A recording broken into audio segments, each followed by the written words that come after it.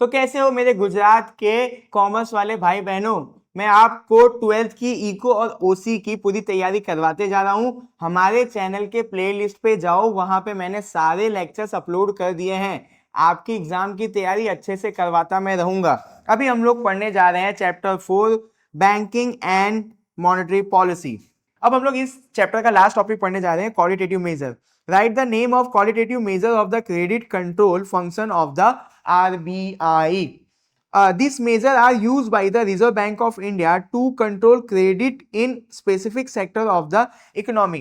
अगर आरबीआई को किसी स्पेसिफिक सेक्टर के अंदर क्रेडिट को कंट्रोल करना है तो वो कौन सा मेजर लगाती है? Qualitative measure. Unlike quantitative tools, they do not effect the whole economy equally but focus on selected area, agriculture, business और हाउसिंग। मान लो आरबीआई को एग्रीकल्चर, बिजनेस और हाउसिंग के अंदर मनी की सप्लाई को, क्रेडिट की सप्लाई को कंट्रोल करना है तो वो क्वालिटेटिव मेजर का इस्तेमाल करती है। तो यही तो हमने पढ़ा था कि क्वालिटेटिव मेजर फोकस करता है कुछ ही सेक्टर के ऊपर। जैसे यहाँ पे हमने एग्जांपल देखे एग्रीकल्चर के ऊपर, बिजनेस के ऊपर और हाउसिंग के ऊपर। जो पहला क्वालिटेटिव मेजर है वो है security. When bank give loan, they ask for security और collateral, something valuable from the buyer. The security could be gold, jewelry, vehicle, land or property papers. If the borrower fail to repay, the bank can sell the security to recover its money. Security, मान लो कि मुझे loan चाहिए तो bank बोले कि बदले में क्या गिरवी रख रहे हो? मैं बोलूंगा मेरा घर दे रहा हूं, या मेरी कार गिरवी रख रहा हूं, या मैं गोल्ड गिरवी रख रहा हूं, या फिर मैं अपना। तो ये क्वालिटेटिव मेजर है कमर्शियल बैंक का। किसने बोला ये करने के लिए? आरबीआई ने बोला है बैंक को कि आप जब भी किसी को लोन बांट रहे हो तो बदले में या तो उनसे गोल्ड, ज्वेलरी, व्हीकल, लैंड या प्रॉपर्टी के पेपर ले लो। ऐसा क्यों करो आप? ताकि जब वो लोग लोन ना चुका पाए तो इसको बेच के आपने जो उनको लोन दिया था वो रिकवर कर सको। समझ में आया? बहुत आसान है। Margin requirement. Bank do not give loan equal to the full value of the security. They keep a part of its margin for safety. The difference between security value and the loan amount, it is called the margin. यहाँ पे बहुत ध्यान से समझना। If you pledge gold worth of 1 lakh and the bank give you a loan of 80,000, then the margin is 20,000. This protect the bank if the gold price fall.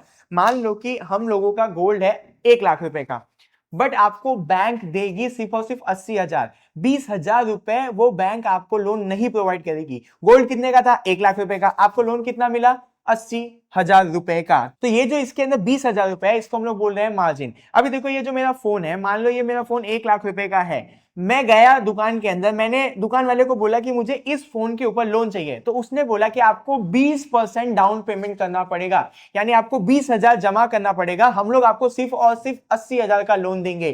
तो ये जो margin set करने का काम होता है, ये आरबीआई का क्वालिटेटिव मेजर है। ये सेफ्टी पर्पज से आरबीआई करवाती है हर बैंकों को। अब ceiling on credit, the RBI fix maximum limit ceiling for loan given for different purpose. This prevent bank from giving too much credit in risks or non-essential area.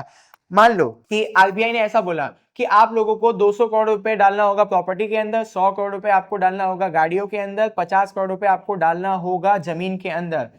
RBI एक ceiling set करके देता है बैंकों को कि आप इतना इतना लोन ही प्रोवाइड कर सकते हो इन सेक्टर के अंदर।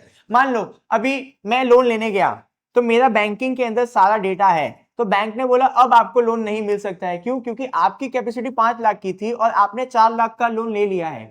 तो आरबीआई ने बैंकों को बोल रखा है कि किसी भी सेक्टर या किसी भी इंसान के लोन के ऊपर सीलिंग लगाओ।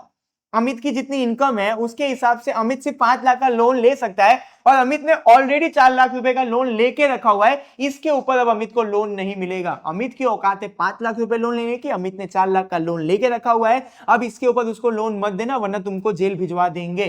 तो ये क्या है? सीलिंग वाला कॉन्सेप्ट कि एक इंसान के औकात के हिसाब से, एक सेक्टर के औकात के हिसाब से ही लोन दिया जाएगा, उसके ऊपर उनको लोन नहीं दिया जाएगा। अब डिस्क्रिमिनेशन इंटरेस्ट रेट पॉलिसी बहुत ध्यान से समझते हैं। RBI can advise bank to charge different interest rate for different sector. आप सबको पता है कि डिफरेंट सेक्टर पे अलग अलग इंटरेस्ट रेट होता है।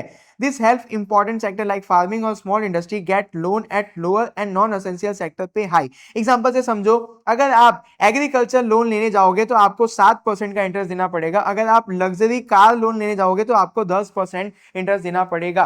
आप एजुकेशन लेने जाओ उसके ऊपर इंटरेस्ट अलग है, आप बिजनेस लोन लेने जाओ उसके ऊपर इंटरेस्ट अलग है, आप पर्सनल लोन लेने जाओ उसके ऊपर इंटरेस्ट अलग है, आप ये ड्यूरेबल गुड्स यानी फोन, टीवी ये सब लेने जाओ उसके ऊपर इंटरेस्ट रेट अलग है। तो यही तो कहलाता है डिस्क्रिमिनेटरी इंटरेस्ट रेट पॉलिसी। ये भी आरबीआई सेट करके बैंकों को देती है। अब यहाँ पे बोर्ड आपको 2 मार्क्स के लिए पूछ सकती है difference between commercial bank and central bank. मैं आपको ये नहीं समझाऊंगा क्योंकि आपने सेंट्रल बैंक और कमर्शियल बैंक के बारे में खूब डिटेल में पढ़ा है। किस तरीके से लिखना है वो यहाँ पे आप स्क्रीनशॉट ले लो, एक बार पढ़ना समझ में आ जाएगा। तो यहाँ पे मैंने आपको ये चैप्टर पूरा समझा दिया। किसी भी टॉपिक में डाउट लग रहा है या डिटेल में समझना है तो मुझे कमेंट करना, मैं उसका आपको डिटेल वीडियो भी बना के दूंगा, अच्छे से समझाऊंगा। अब मैं आपको मिलूंगा इसके अगले वाले यानी 5वें चैप्टर के